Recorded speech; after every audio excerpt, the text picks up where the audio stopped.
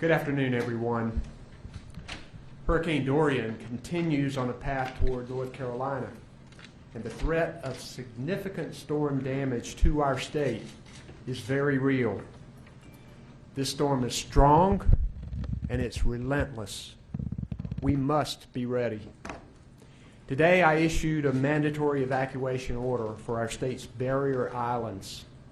Some counties have already ordered evacuations, and I urge residents to take these orders and this storm seriously. It takes time to evacuate the barrier islands, so now is the time to act. Start moving well before the storm in order to get to safety. Do not try to ride it out. You're putting your life at risk, and you're also putting at risk the lives of first responders who may have to rescue you. This morning I visited with emergency responders in Wilmington, where they are preparing for the storm and are fully operational at the New Hanover County Emergency Operations Center. I'm proud of them. We have so many dedicated public servants working around the clock to make sure our communities are ready. And that is happening all across our state today, including right here at the state EOC. You can help make their jobs easier by following evacuation orders and getting out of harm's way. As more local governments order evacuations, shelters are opening to give evacuees a safe place to go. We're opening large shelters for evacuees across the state, including one in Durham, beginning at 6 p.m. tonight. A shelter for people with specialized medical needs will open in Clayton tomorrow. I've requested a federal disaster declaration for North Carolina ahead of the storm. We are waiting for it to be granted, but when it is, that will make federal response and recovery aid available to our state. I've also activated more than 300 North Carolina National Guard soldiers to help with storm response. Water rescue teams are also deploying today to staging areas closer to our coast. The North Carolina Highway Patrol and the Department of Transportation are working to help keep roads open for people who are evacuating. There is still time for you to get prepared, but do not wait. You should have a well-stocked emergency kit with food and water to support your family and pets for several days. Even if you aren't in an evacuation area right now, have an evacuation plan. Make arrangements to stay with family or friends in a safe place, and if you can't do that, make sure you know where public shelters are.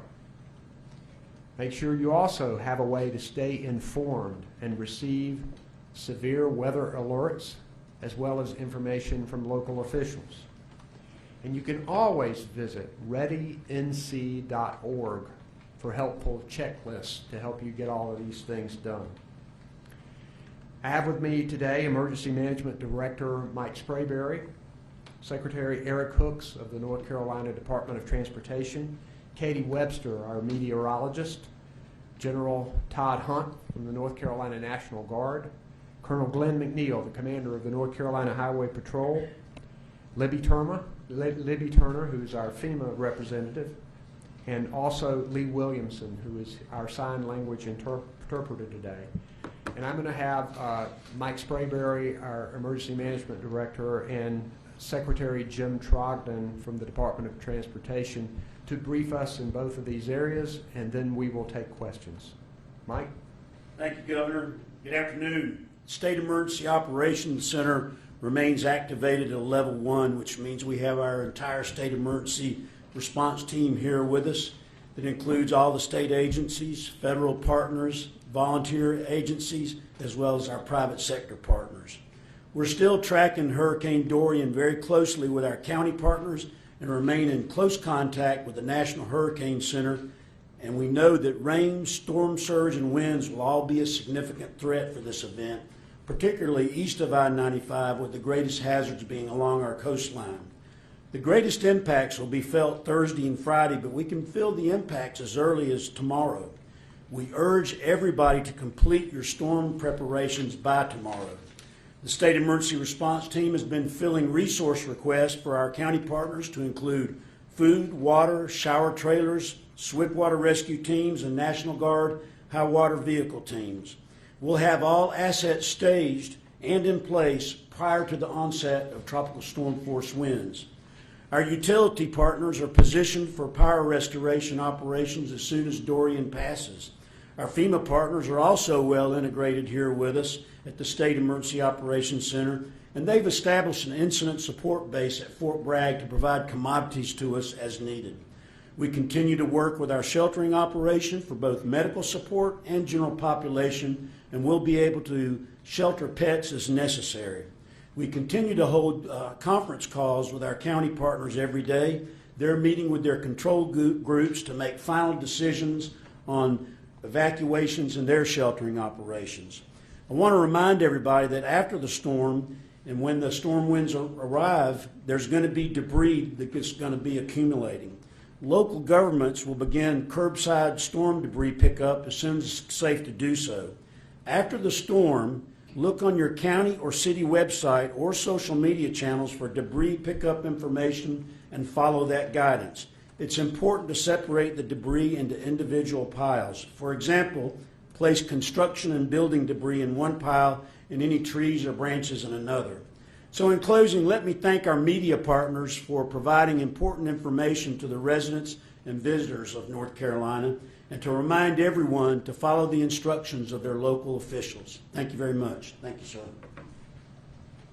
I'll now recognize Secretary Jim Trogdon of the North Carolina Department of Transportation. Jim? Thank you, Governor.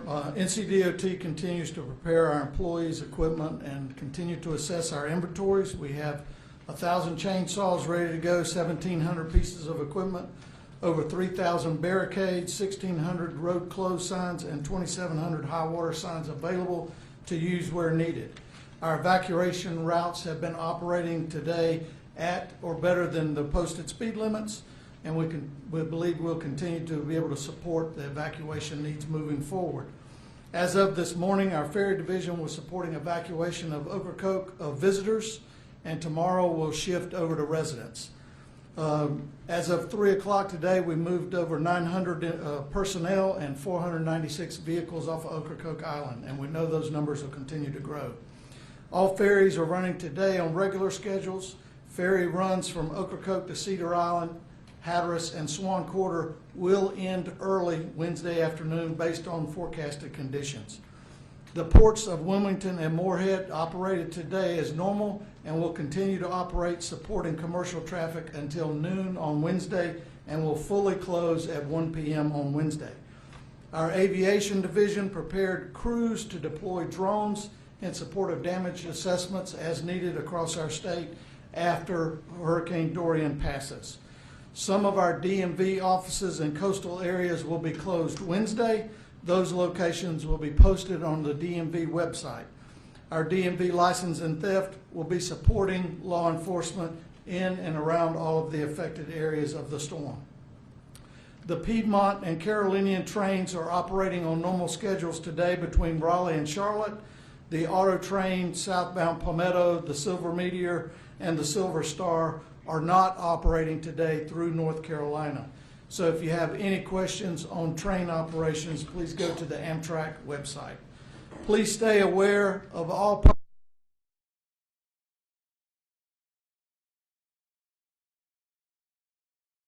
before you travel. Thank you. We'll now entertain questions for me or anyone on the podium. Sir. Governor, it's probably for Mike.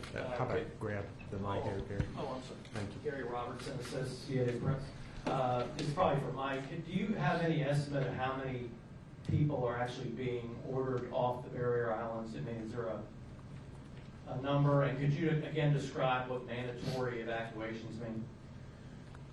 So, I mean, I can't I can go look at a census tract and give you an idea based on looking at each barrier island, but it's all the way from the South Carolina border all the way up to Currituck. We're looking at having all those barrier islands evacuated. I can't give you a number, but what that means is the governor, as well as most of the jurisdictions there, they're given an order for folks to move off those islands beginning tomorrow. And so I think that's for safety's sake, and they need to heed what the local officials are telling them, and they need to heed what the executive order says by the governor, because we can see by the forecast track of the storm, there's going to be hurricane force winds that are going to be blowing over the barrier islands. It's not a good idea to remain in place. Thank you. I know, Gary, in Hurricane Florence, we had hundreds of thousands of people who were evacuating back to the west, and we may see mandatory evacuations of entire counties, not just barrier islands. Generally, we've left that as a local decision, but last time with Hurricane Florence, I issued an order evacuating some of the barrier islands because they just didn't do it, and I think that that's probably a good practice, particularly when you've got a hurricane of this strength bearing down on us. Can you get her a mic?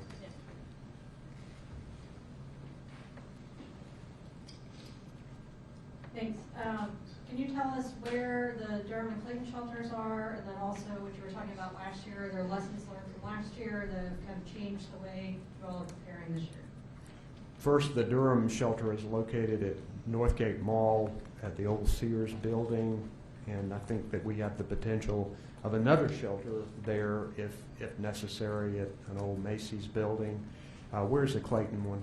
I don't know the exact address. We'll get that for you, but if there's a specialized medical center that's opening in Clayton, we try to, a lot of people in these storms, when they're evacuated, they have everyday needs with their physical condition, whether it's dialysis or whether it's chemotherapy or anything that they're supposed to be having. So we wanted to make sure we had a place where those people could come who are getting that kind of treatment.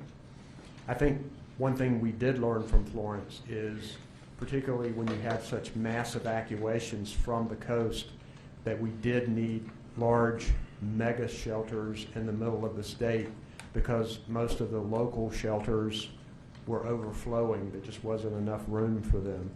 For example, in New Hanover today, they said they had 2 local shelters that were open, but they were interested in what we were doing because they knew they may need to send some people that way. And we'll see the severity of the storm, and we'll see how many people we're talking about, but I think we have a much better idea about establishing these mega shelters. We've even talked to the Friday Center again. There's potential that we could do that like we did last time.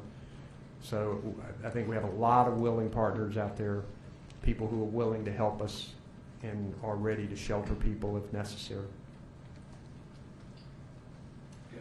Governor, over here. Oh, great, sure. That's okay.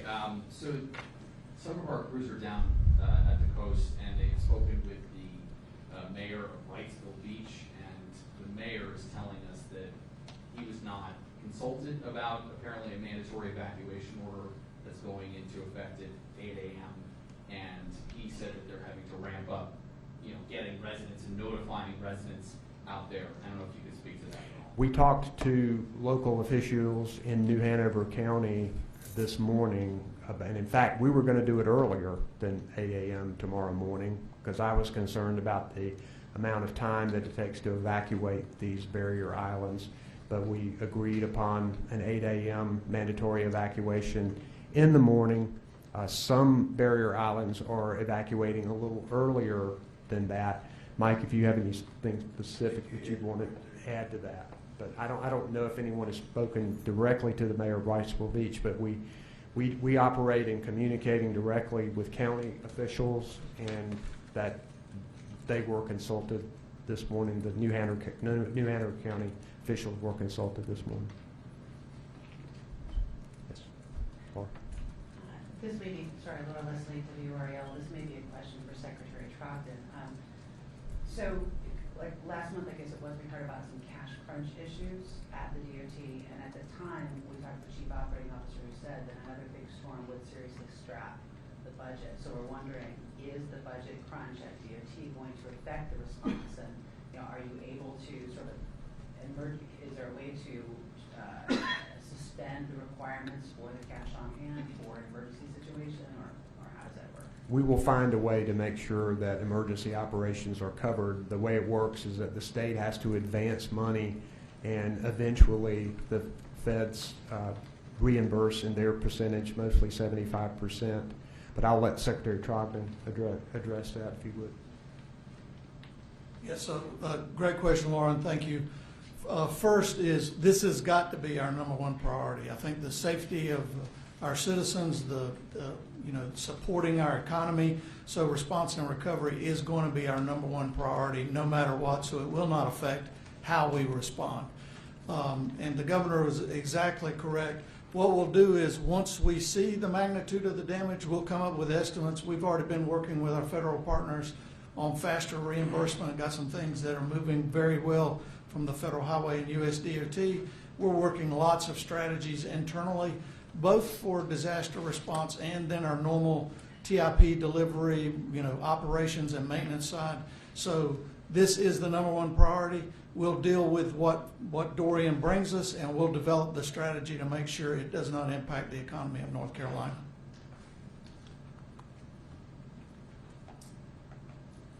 Other questions? I just had a follow-up for the secretary. Those specifics, can you give those again about the different equipment you're preparing? You kind of ran through it a little quickly. You said 1,000 chains. Can you run through that? Yeah, we have 1,000 chainsaws, 1,700 pieces of equipment, 3,100 barricades, 1,600 roads closed signs, and 2,700 hot water signs. And all of those are critical when it comes to responding to hurricanes. Jeff, Governor, admittedly, this is not a hurricane question. I'm just seeing a tweet, and I wanted to get a reaction from you on this. This is a partisan gerrymandering ruling came down today. This is a 3-judge panel. It was a favorable ruling for the plaintiffs. If I have this right, I'm doing it in live time. Obviously, it's going to kick up to the state Supreme Court, but the ruling is that current state House and state Senate plans have been struck down and will be required to be redrawn immediately. Obviously, that has to go through one more. We can talk about this later. I Okay. think I'd rather stick to hurricane-related questions at this point. But thank you for asking. But we'll talk to you about that later. Yes. One more question about today's evacuation order. So, kind of following up on what Josh was asking, we heard all these folks are supposed to be meeting at 8 o'clock tomorrow morning. Are there shelters available and open for those people to go to at this point, or are we going to see a lag time? And I'm also wondering about, are we seeing folks coming from the south like we did in Florence, which sort of complicated matters as people from the south were, Florida and Georgia were looking for places to get away from the storm as well? Right, and so a lot of shelters are being opened county to county, and so that means that it's sort of like a mutual aid and how they work with each other. So we are helping them work through that. So that's kind of the first line of shelters that we have in our counties. And then we're also opening, as the governor mentioned, one up in Durham, and we can have the contingency opening another one just about the same size, and then a third one all in the same general area of the triangle here. We can go further west if we have to.